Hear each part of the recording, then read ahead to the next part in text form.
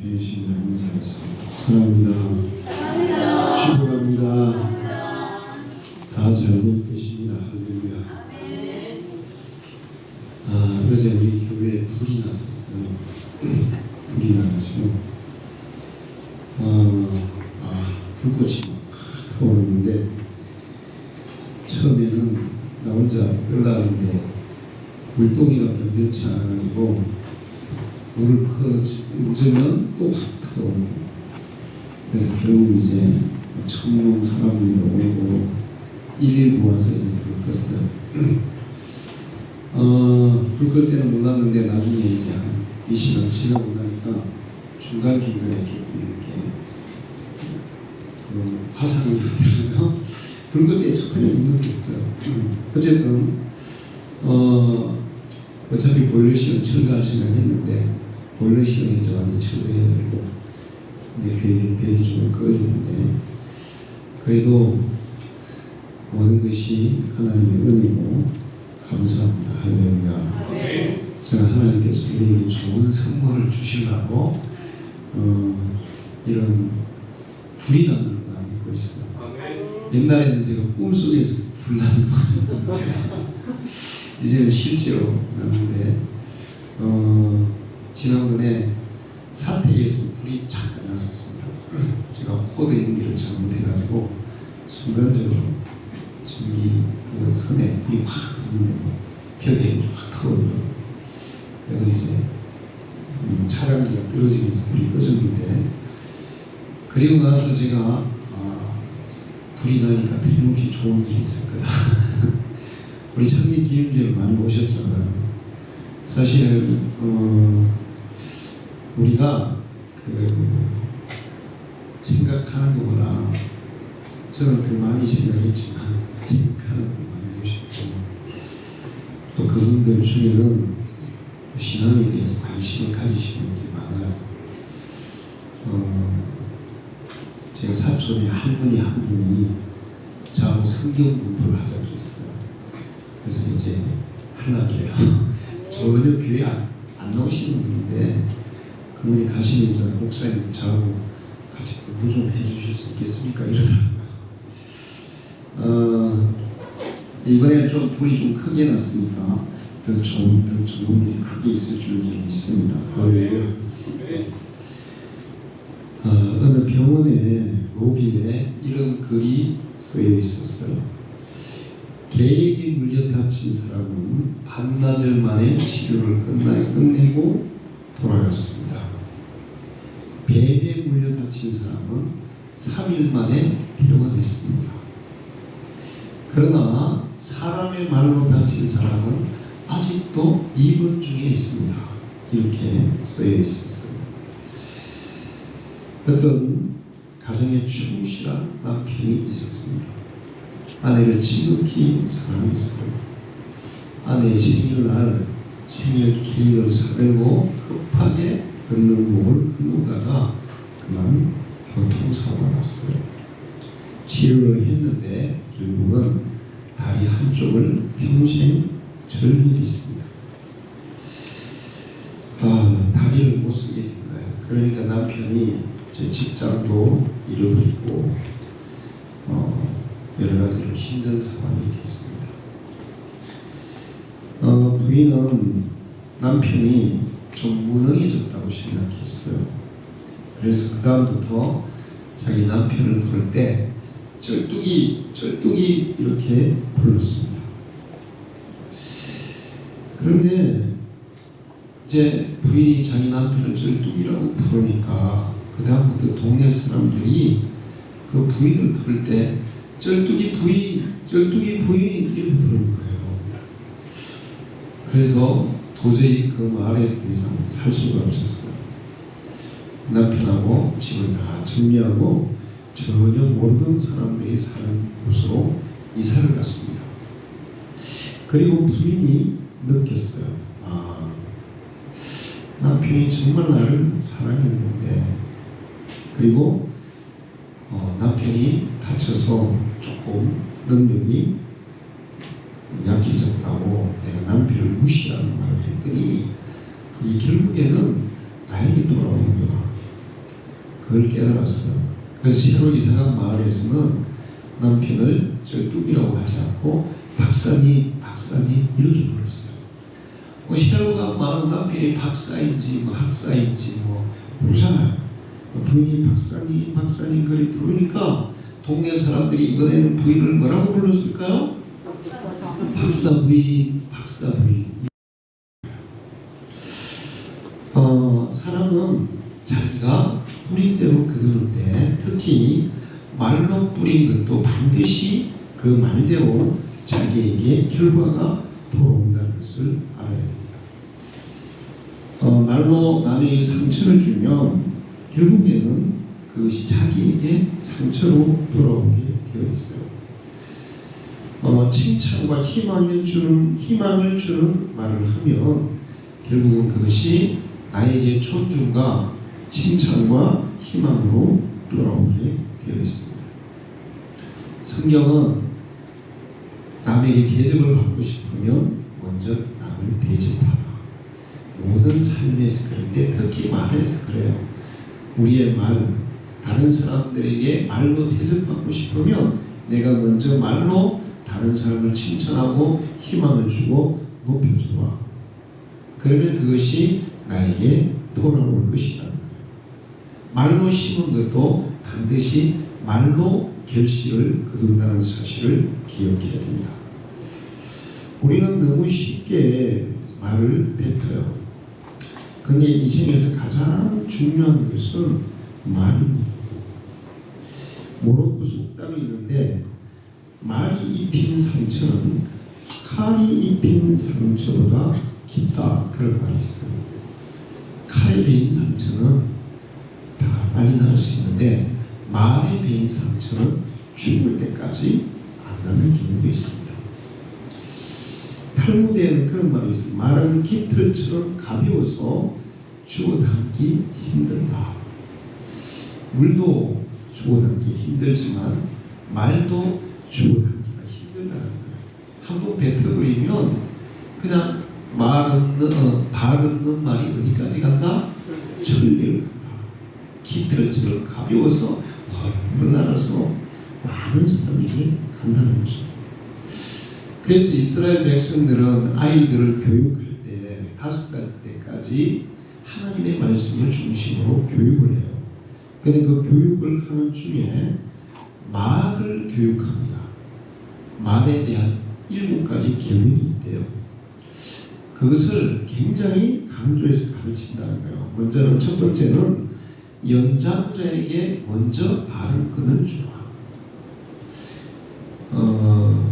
이 교육이라는 것이 요즘은 아이 중심의 교육, 조투 이후에 이 학생 중심의 교육을 굉장히 강조했어요. 요즘은 학생 인권 조례부터 학생 중심의 교육을 강조하다 보니까 아이들이 말을 선생님들에게도 함부로 합니다. 초등학교 1학년짜리가 선생님에게 쌍욕을 하고 그런데요. 연장자에게 발언들을 먼저 줘라. 두 번째는 다른 사람의 이야기 중에는 절대로 끼어들지 말아라. 세 번째는 말하기 전에 충분히 생각해라. 네 번째는 대답은 당황하지 말고 천천히 여유 있게 해라. 다섯 번째는 질문과 대답은 간결하게 해라. 간결하게 하는 건 대단히 중요해요. 장황하게 하면 사람들이 무슨 말인지 앞에 한 얘기는 잊어버려요. 그래서 무슨 말을 했는지 몰라요. 그래서 간결하게. 여섯 번째는 처음 할 이야기와 나중에 할 이야기를 구분하라. 그러니까 경우에 맞는 말을 해야 된다는 거죠.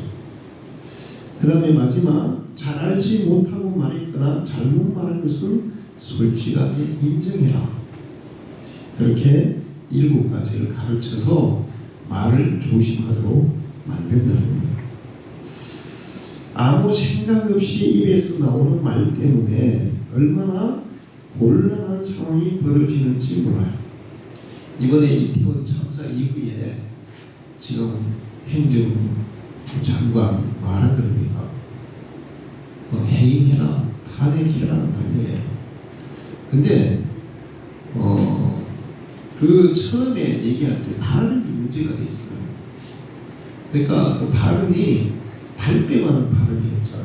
경찰을 아무리 많이 배치해도 그 사건을 막을 수 없다. 이거는 자기 책임을 회피하는 말이거든요. 그 말 때문에 지금 해임해라, 탄핵해라 말이 많아요.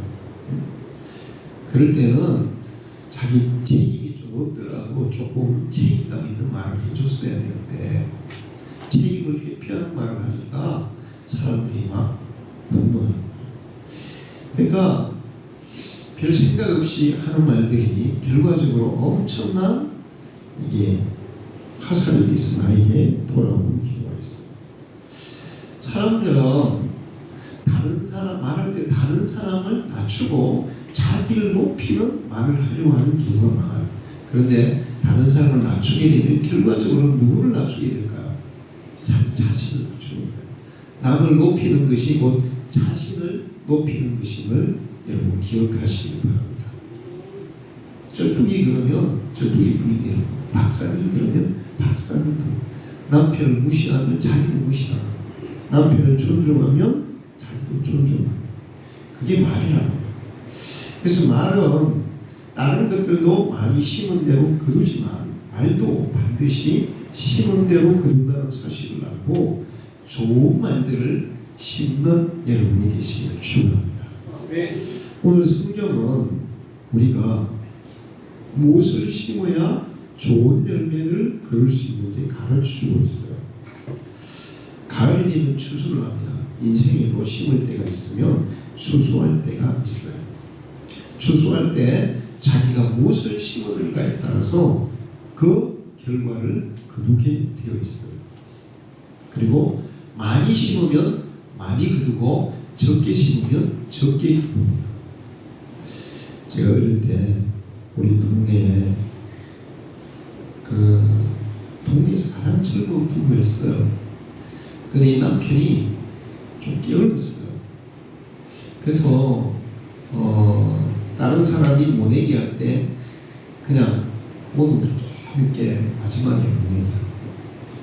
다른 사람이 이렇게 논 맬 때 논도 안 매요. 어느 날 가을에 제가 그분 논 옆에 지나가는데 벼는 하나도 없고 잡초만 무슨하더라고요. 그래서 추수할 게 하나도 없었어요. 그리고 여름에 다른 사람들은 막 덥고 그래도 열심히 밭에 가서 노래 가서 일하는데 그거는 항상 우리 동네 큰 천년 된 정자나무가 있었는데 입구에 그 밑에 앉아서 그냥 낮잠만 주무시더라고요. 많이 심는 자는 많이 거두고 적게 심는 자는 적게 거두고 자기가 심은 대로 씨앗을 무엇을 심었는지 그 씨앗대로 결실을 거둔다. 고린도후서 9장 6절을 보면 이것이 곧 적게 심는 자는 적게 거두고 많이 심는 자는 많이 거둔다 하는 말이로다. 씨뿐만 아니라 우리의 인생 전부가 심은 대로 거둔다는 거죠.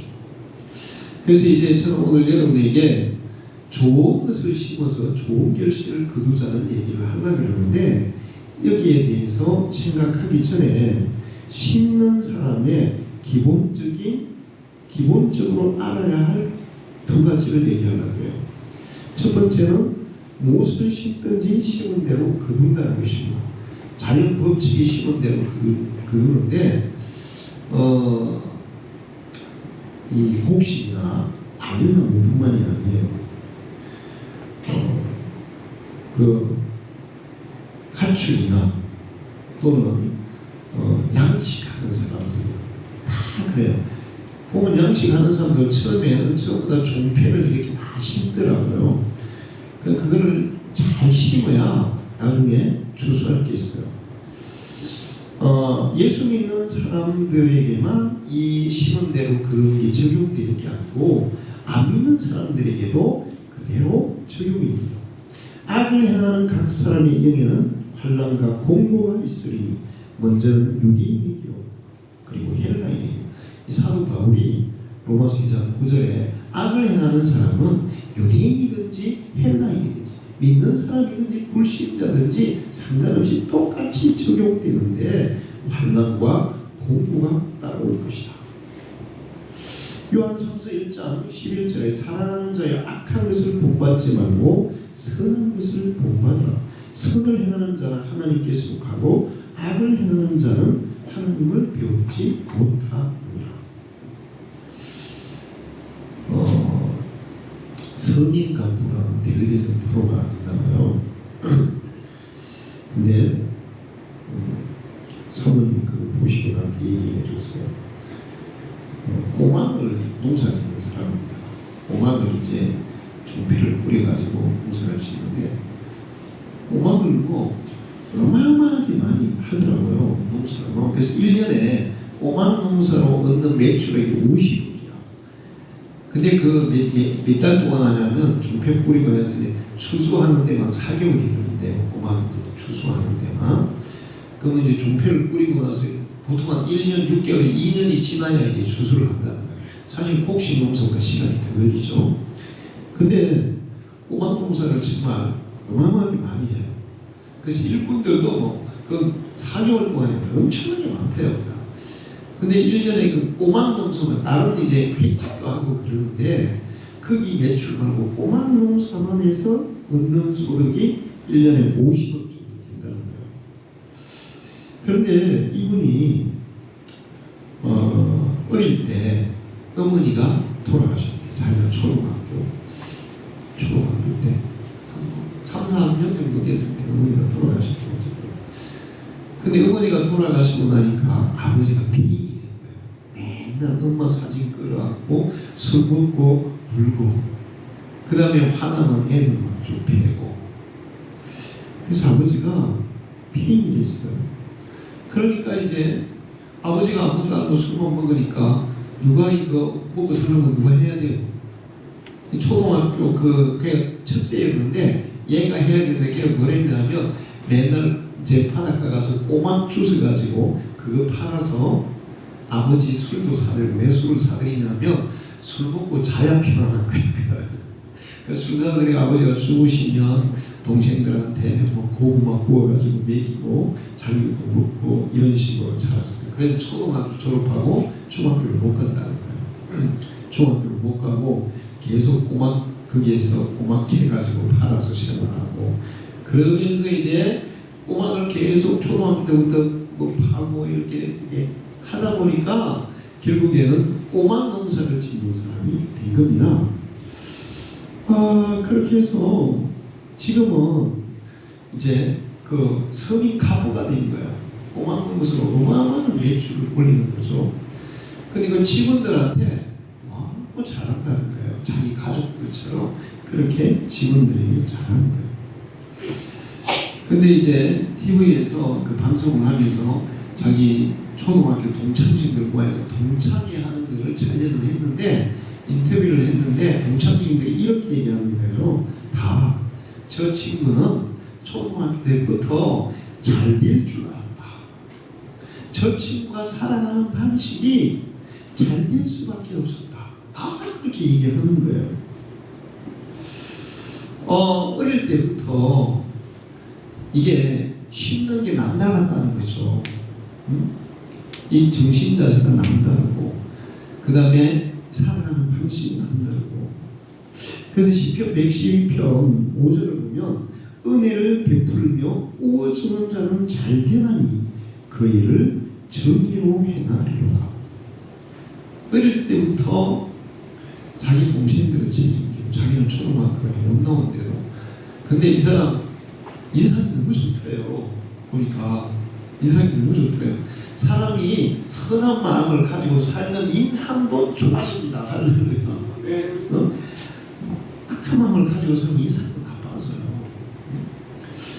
인상도 너무 좋고 사람들이 대하는 거 너무 잘하고 일꾼들도 다른 집에 가서 일 안 하고 이 집에 가서 일하는 거예요. 사실 뭐 꼬막 없이가 크게만 있는 거 아니잖아요. 근데 여기 오면 너무 가족처럼 잘해주니까. 은혜를 베풀며 구워주는 자는 잘 되나니. 할렐루야. 이게 믿는 사람뿐만 믿지 않는 사람에게도 그대로 적용되는 줄로 믿습니다. 성경에서 가장 선하게 산 사람, 그리고 일생을 가장 편안하게 산 사람이 누굴까? 가장 선하고 편안하게 산 사람이 누굴까? 남에게 단 한 번 해주는 일을 한 사람이 하지 않았어요. 이 사람 나이도 180이나 살았어요. 누굴까? 나이도 180살을 살면서 남이 자기에게 손해를 끼쳐도 한 번도 뭐 싸우지도 않고 그냥 손해를 끼치면 그냥 가시세요 밖에 양보하고 이렇게 사는 사람이 누굴까요? 이삭이죠. 이삭은 한 번도 남하고 싸운 일이 없어요. 그 굉장한 평화주의자였어요. 자기 빼앗으면 자기가 빼앗으면 그냥 뭐 가지 딴 데 가서 하면 되지 이렇게. 그런데 이삭이 그렇게 사니까 하나님은 이삭의 농사를 지으면 그 해에 100배의 결실을 주고 할렐루야. 농사뿐만 아니라 양을 키워도 그렇고 그가 가축에 대한 농사 아니면 곡식 농사, 과일 농사 무엇인지 하면 하나님께서 100배로 복을 줬다는 거예요. 그리고 평생 평안했어요. 일부 다처 시대에 일부 일처로 살았고 아내와 함께 편안하게 살다가 자식들도 다 잘 됐습니다. 할렐루야.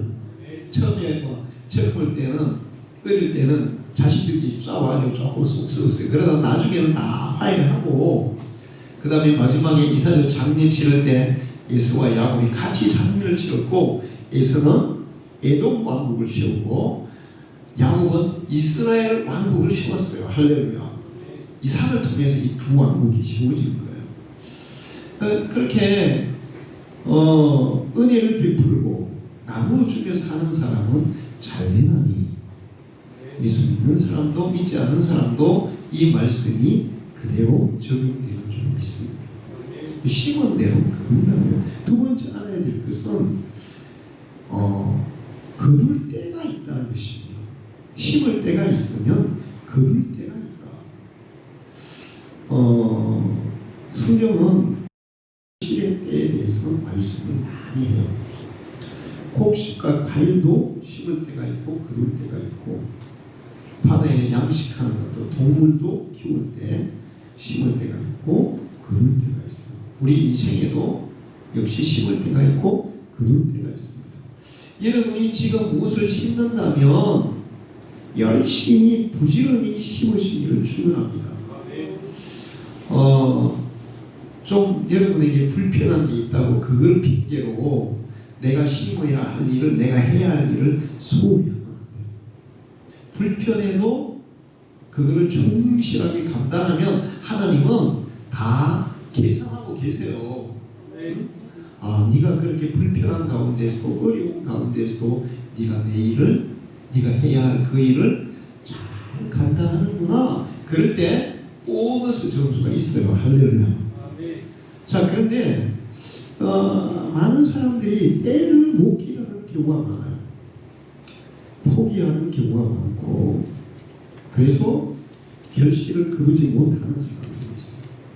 그런데 어떤 사람은 묵묵히 때를 기다리면서 부지런히 씨를 뿌리고 가꾸어서 많은 결실을 거두는 사람이 있어요. 결실의 때까지 인내하고 겸손히 때를 기다릴 줄 알아야 돼요. 할렐루야. 제가 삼국지를 읽으면서 그 유비의 내용에 굉장히 감동을 받았어요. 그래서 제가 이 촌에서 목회하면서 항상 내가 정말 견디하네 그럴 때마다 그 생각을 했습니다. 성경도 생각하지만 유비가 한나라 황실에 막 문제가 많았잖아. 그래서 그 반란을 진압하고 굉장히 많은 공을 씌웠습니다. 유비 가문 장비가 큰 공을 많이 씌웠어요. 그런데 유비가 이제 황실의 가문이잖아요. 그래도 시골에서 살았기 때문에 아무도 안 알아주는 거예요. 그래서 이제 이게 전쟁이 끝나고 공을 많이 씌웠는데도 불구하고 다시 시골에 가서 농사를 지었어요. 근데 이제 그 장비하고 가문은 유빈이 계속 그렇게 해요. 아니 형님, 우리가 이렇게 콩을 많이 심었는데 이렇게 뭐 촌에서 묻혀가지고 아무도 알아주지도 않고 멍청한 심은 됩니까? 막 이렇게 많이 얘기해요. 그리고 주변 사람들 그러면 콩을 많이 심어놓고 촌에서 그거 뭐 하는 거냐고, 촌에서 왜 그렇게 썩고 있냐고 막 이렇게 얘기해요. 근데 유비는 아무 말 안 합니다. 그리고 묵묵히 촌에서 농사만 지었어요. 때를 기다린 거예요. 할렐루야. 그리고 그 농사를 통해서 자기를 수양하는 거예요. 할렐루야. 자, 삼국지에 보면 많은 인물들이 나와요. 이 똑똑하기로 하면 누가 제일 똑똑해요? 제갈량입니다. 그 다음에 제갈량 다음으로 똑똑한 조조가 있어요. 장군이 굴린 선수잖아요. 아주 똑똑하거든요. 장군이 굴린 대가예요, 대가. 그 다음에 힘으로 하면 누가 됐어요? 관우하고 장비입니다. 그 다음에 여포, 간호 장비 됐어요. 그런데 가장 존경받는 지도자는 누구예요? 유비였어요. 왜 그가 그렇게 될 수 있었을까? 그렇게 존경받는 지도자가 될 수 있었을까? 그가 촌에서 씨를 뿌리고 농사를 지으면서 누구보다도 자기 수양을 잘한 거예요. 할렐루야. 묵묵히 때를 기다린 거예요. 겸손히 때를. 아니 내가 이렇게 공을 시는데 왜 나를 안 알아주는 거야? 그러면서 막 나대 보세요. 유비는 그렇게 존경받는 지도자가 못 됐을 거예요. 결실의 때, 자기에게 올 때를 기다리면서 그냥 자기가 현재 주어진 할 수 있는 일들을 묵묵히 하면서 거기에서 자기 수련을 자기 내면에 갈고 닦은 거예요. 할렐루야. 이번에 우리 축구 월드컵 대표팀이 16강에 들어갔어요. 국민들이 굉장히 막 자부심을 가지고 즐거웠습니다. 8강전에서 4시에 했잖아요. 4시에 제가 이제 집사님이 깨우더라고요. 일어났어요. 4시에 전반전을 다 보는데 살에 빵으로 막 안 되더라고요. 이렇게 5시에 새벽 기도 시작하니까 어차피 새벽 기도는 이기든 지든 가서 해야 되니까 새벽 기도 갔어요. 아마 평평하게 했으면 내가 새벽 기도를 좀 빨리 끝내고 기도 시간을 빨리 끝내고 가서 봤을지도 모르는데 야 그냥 결과는 하나님께 맡기자. 그리고 그냥 기도 다 끝나고 갔더니 6시 40분에 끝났더라고요. 4대1로 졌더라고요. 근데 참 우리 선수들이 이번에 너무 잘했어요. 근데 이번에 그 크로아티아가 브라질을 이겼잖아요. 1대1로 비겼는데 승부차기에서 완벽하게 크로아티아가 이겼어. 야, 나오잖아요. 중간에 스포츠 뉴스 시간에 크로아티아 그 골키퍼 잘하더라고요. 네이마르 것도 딱 이번에 네이마르는 머리 하얗게 해가지고 이번에 골 넣었더니 우리나라 하고 할 때 근데 재미난 얘기가 있어요. 크로아티아의 그 축구 어떤 유명한 관계자 같은데 그런 얘기를 했어요. 브라질이 크로아티아에 진 것은 한국과 경기할 때 골을 넣었다고 막 호들갑을 들더라. 춤추고 막 이렇게 막 하는데 그거는 한국 선수들을 조롱하는 거예요.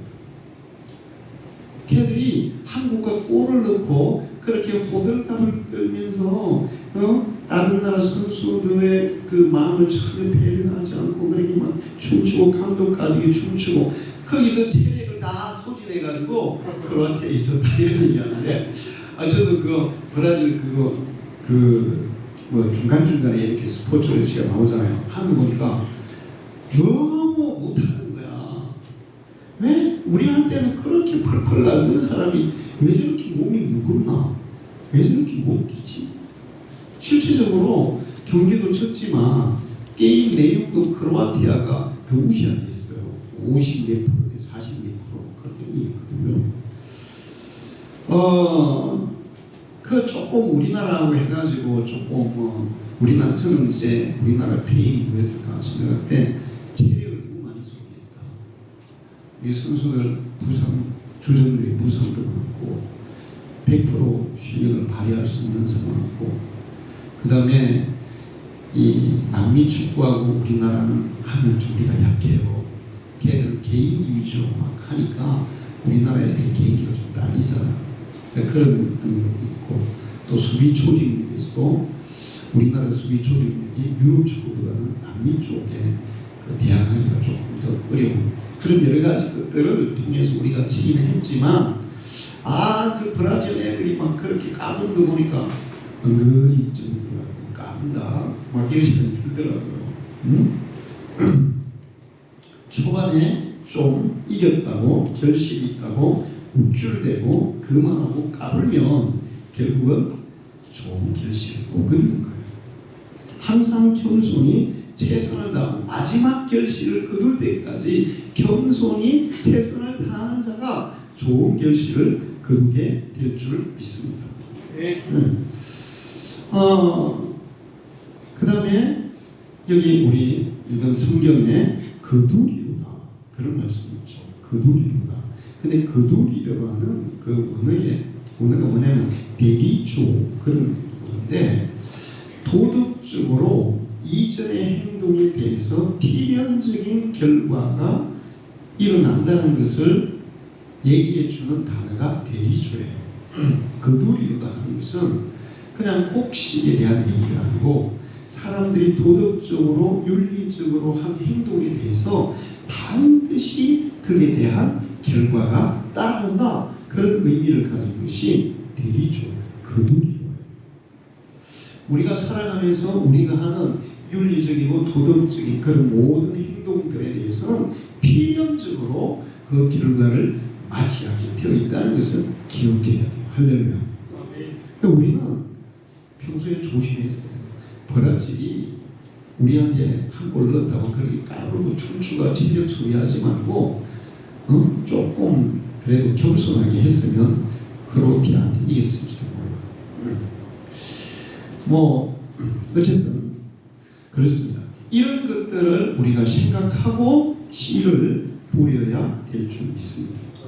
그럼 이제 우리가 좋은 결실을 거두려면 좋은 씨앗들을 뿌려야 돼. 씨앗을. 여러분 그 씨앗을 뿌릴 때 안 좋은 거 뿌려야 될까요? 좋은 거 뿌려야 될까요? 좋은 거 뿌려야 돼. 씨앗도 좋은 거. 마늘도 큰 거 심어야 돼요. 그 다음에 곡식도 좀 토실토실한 거 심는 게 좋아요. 좋은 걸 심어야 좋은 결실이 있는 겁니다. 오늘 성경은 네 가지를 말씀하는데, 첫 번째 우리가 심어야 될 게 좋은 결실을 거두려면 말씀을 배우는 자는 말씀을 가르치는 자와 모든 좋은 것을 함께 나누라, 이렇게 말하고 있어요. 말씀을 가르치는 자는 교사, 선생, 목사 이런 사람들을 말해요. 그런 사람들과 배우는 사람들은 좋은 것을 함께 나누는 것입니다. 근데 이제 많은 목사님이 그런 얘기를 해요. 이상하게 성도들이 좋은 거 말 안 하고 나쁜 것만 목사님들한테 얘기한다고 그런 얘기를 하는 경우가 있는데, 우리 교회는 안 그렇죠. 우리 교회는 좋은 거 있으면 저하고 함께 나누려고 하시고, 또 좋은 거 있으면 맛있는 거 먹으면 저한테도 가지고 오시고, 정말 이 말씀을 잘 실천하고 있는데, 좋은 것이 있을 때 가르치는 자와 함께 나눌 때 더 좋은 결실이 주어진다는 거예요. 할렐루야. 자, 그 다음에 두 번째는 신령한 것을 심으라는 거예요. 이게 이제 성경 제가 쉬운 번역으로 읽어볼게요. 자기 육체에다 심는 사람은 육체에서 썩어질 것을 거두고, 성령에다 심는 사람은 성령에서 영생을 거둘 것입니다. 많은 사람들이 영혼에 대해서는 0.1%도 관심이 없어요. 손흥민이 이번에 1%의 가능성이 있어도 1%의 가능성이 있어도 내가 국가를 위해서 이겼다. 나한테 손흥민 너무 좋은 것 같아요. 축구를 잘했어. 그러고 인성이 너무 괜찮아. 말하는 거 보면 얼마나 겸손한지 몰라. 인터뷰 한 사람이 우리 손흥민 선수가 마스크 띄고 열심히 뛰어가지고 선수를 통내가지고 그래도 시킬 거는 안 그런데 그건 아니고요. 나 이렇게 얘기하더라고요. 참 겸손하구나. 그리고 그 축구 시작하기 전에 손흥민이 자식 갔어요. 딱 이제 심판이 이제 시작했어요. 불기 전에 손흥민이 어떻게 하고 있는가? 항상 이렇게 기도하고 있어요. 손흥민이 참 하나님 앞에 기도 열심히 하는 거예요. 자, 사람들이 자기 육체를 위해서는 과도하게 투자를 해요. 그런 사람들이 뭐 육체를 치장하는데 육체를 꾸미는데 과도하게 지난번에 박 집사님이 어떤 이 주용사가 없이는 화장품을 막 자기한테 막 사람에서 300만 원인가 몇백만 원 하나 우리 교회 집사님들 그런 거 못하죠. 돈이 있어 안 하실 거야. 성경도 낸다고. 그런데 사람들은 그런 데는 막 과도하게 투자를 합니다. 육신에게 엄청나게 투자를 해요. 근데 영혼을 위해서는 단 0.1%도 투자를 안 해요. 그런데 육신을 위해서 아무리 투자해도 세월 지나면 결국 육신은 어떻게 됩니까? 썩어요. 죽어요. 끝나요. 근데 사람이 전혀 관심을 투자하지 않던 그 영혼은 투자하지 않게 되면 결국은 영혼이 살 수가 없어요. 지옥불에 떨어져요. 영혼을 위해서 투자할 때, 영혼을 위해서 심을 때, 그때 영생을, 영원한 생명을 거두게 된다고 말씀하고 있어요. 할렐루야. 여러분이 성령의 감동의 마음을 두고 또 성령의 음성에 귀를 기울이고 그러면서 이 성령에게 심는 자, 성령의 감동을 따르고 성령의 음성을 따르고 성령을 따라 심는 자는 영원한 것을 거두게 될 줄 믿습니다. 세상에 아무리 많이 이건 이제 빌 게이츠처럼 아무리 많이 거둬도 많이 누려도 죽으면 끝인데 그게 뭐 100년도 못 가요. 그러나 하나님이 우리에게 주시는 영원히 거두는 그 결실은 영원한 거예요. 이 땅에서 가장 부자들이 누리는 것보다 천국에서 가장 가난한 사람들이 누리는 것이 훨씬 더 부유할 줄 믿습니다. 할렐루야. 여러분 영혼을 위해서 성령을 따라서 심으시기를 축원합니다. 그 다음에 세 번째는 선한 씨앗을 심으라는 거예요. 예수를 믿으면 우리의 죄가 씻음받고 구원받았으니까 그 다음에 선한 것에 대해서 관심을 안 두는 사람들이 간혹 있어요. 예수를 안 믿는 사람도 선한 것에 관심을 두고 살아야 되지만 예수를 믿는 사람은 믿는 순간부터 더 선한 일에 관심을 두고 선한 일을 심어야 할 줄 믿습니다. 선한 일을 하다가 낙심하지 맙시다. 지쳐서 넘어지지 아니하면 때가 이름에 거두게 될 것입니다. 사람은 선한 것을 심어요. 마태복음 12장 30절에 선한 사람은 그 쌓은 선에서 선한 것을 내고 악한 사람은 그 쌓은 악에서 악한 것을 내느냐. 선한 것을 심으면 선한 결실, 악한 것은 악한 결실. 요한 3서 1장 11절에 사랑하는 자요 악한 것을 본받지 말고 선한 것을 본받으라. 선을 행하는 자는 하나님께 속하고 악을 행하는 자는 하나님을 배우지 못하느니라. 제가 여러분에게 몇 분이 했는지 모르겠어요. 우리 마을에 어떤 집안이 있었는데 집안적으로 좀 악했어요. 사람들이 마을에서 자기들보다 좀 잘 사는 사람이 있으면 어떻게 해서든지 모함해가지고 괴롭혔습니다.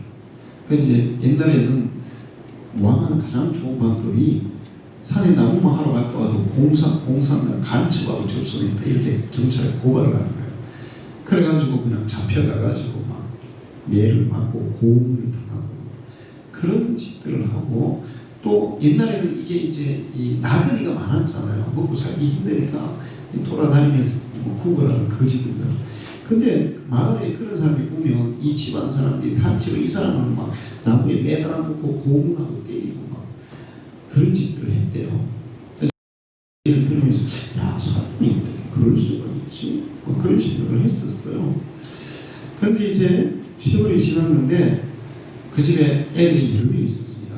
그 중에 장남이 중학교를 졸업하고 가출을 했어요. 그리고는 한 1년 있다가 여자아이를 데려왔어요. 임신한 여자아이를 데려왔어요. 그래가지고 그 여자아이가 이제 아기를 낳고 같이 살았는데 한 1년쯤 같이 살다가 이 남자애가 자살을 했어요. 그리고 이제 그 큰 딸은 또 어떤 동네 총각하고 연애를 했는데 부모가 너무 반대해가지고 또 지약을 먹고 자살을 했어요. 그리고 이제 그 네 번째 애가 있었는데 세 번째 애는 우리 중학교 동기였어요. 걔. 근데 걔는 감기가 들어가지고 죽었어요. 감기고. 근데 저도 같이 감기를 들었었거든요. 감기가 들어서 죽었어요.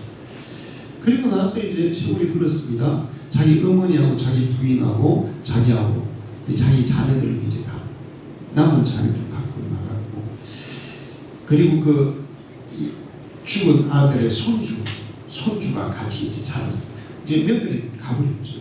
손주는 또 가버렸죠. 근데 자기 부인하고 어머니가 동시에 중풍이 온 거예요. 그래가지고 한 몇 년 동안 그 이제 장손이 그 사람이 그 부인과 어머니를 돌보다가 돌아가셨어요. 그리고 나서 조금 있다가 그분이 산에 가서 그냥 돌아가셨는데 한참 후에 시체를 찾았어요. 그리고 이제 지금은 그 혼자서 손주 있잖아요. 걔만 남은 거예요. 그래서 제가 이제 그 집안을 보면서 어릴 때부터 그런 생각이 있어요. 사람이 그렇게 살면 안 되는데, 나쁘게 살면 안 되는데, 선하게 살아야 되는데, 이런 생각을 많이 했었어요. 신명기 6장 19절을 보면 선량한 일을 행하라. 그리하면 네가 복을 받고 할렐루야. 신명기 14장 29절을 보면 너희 중에 분깃이나 기업이 없는 레위인과 네 성중에 그르는 객감이 고와 가부들이 와서 먹고 배부르게 하라. 그러면 네 하나님 여호와께 네 서로 하는 범사에 네게 복을 주시리라. 할렐루야. 여러분에게 도움을 요청하는 사람들에게 거절하지 마시기를 바랍니다. 내가 도울 힘이 없으면 어쩔 수 없지만 도울 힘이 조금이라도 있다면 기꺼이 도움을 주시기를 바랍니다.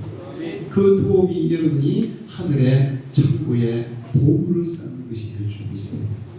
고아와 가부와 객과 지나가는 사람과 이런 사람들이 먹고 배부르게 하라. 그들을 도우라. 그래야면 내 하나님 여호와께서 내가 손으로 하는 범사에 복을 주시리라. 예수 믿는 사람들은 일반 사람들이 선하게 사는 것보다 더 선하게 살아야 할 줄 믿습니다. 마지막으로 이런 일들을 안 믿는 사람들에게도 하고 믿는 사람들에게 해야 되는데, 믿는 믿음의 식구들에게 우선적으로 해라. 이렇게 말씀하고 있어요. 교회 성도들에게 서로 우선적으로 해라. 자, 우리 방주교회 성도들이 오늘 들은 이 말씀들을 잘 실천해서 좋은 씨앗들을 심으시고 살아가면서 때가 되면 하나님이 주시는 좋은 풍성한 결실들을 누리면서 살아가기를 축원합니다. 기도하겠습니다. 하나님 아버지 감사합니다. 오늘 저희를 불러주시고 예배하여 주셔서 감사합니다. 주의 성령의 우리를 붙들어 주옵소서. 아버지 주님의 말씀대로 선한 것을 심으며 부지런히 심으며 결실의 때를 기다리는 저희를 되게 해 주옵소서. 정말 우리가 하나님 앞에 우리의 말과 우리의 행동으로 좋은 씨앗들을 심을 때 하나님 우리에게 풍성한 결실을 주실 줄로 믿습니다. 우리가 모든 성도들이 우리가 손으로 하는 모든 일, 우리가 살아가는 모든 범사에 하나님이 주시는 풍성한 결실을 누리며 살아가게 해 주옵소서. 예수님의 이름으로 기도합니다.